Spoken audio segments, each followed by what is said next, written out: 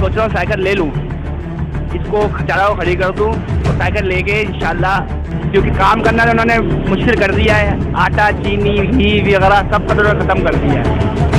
महंगाई बहुत ज़्यादा हो गई है। इम्पोर्टेड हुकूमत ने कमर तोड़ दी है इंसान की। 180 रुपये लीटर पेट्रोल कर दिया है। लोग परेशान हो रहे हैं, पेट्रोल पंप पे पेट्रोल नहीं मिल रहा है। इम्पोर्टेड हुकूमत नामंजूर।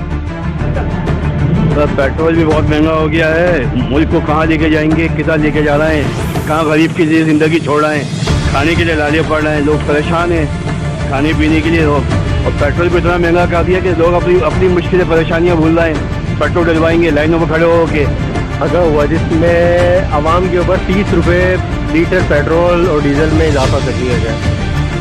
आटा, चीनी, दाल, इसके अलावा और भी चीज़ें महंगी होती जा रही हैं। आवाम कहाँ जाए? आप बताएं कि कीमतें ख़रीद लोगों के हाथ से ना दूर जाते जा रही है। अब इसमें हुकूमत को चाहिए कि कुछ इक़दाम करें, मगर ये है कि जो इम्पोर्टेड जो चीज़ें हो रही हैं उस पर बैन लगाया, वो हुकूमत ने सही किया है, मगर जो आटा, चीनी, ज़रूरत की अशिया है वो हुकूमत को चाहिए उससे ना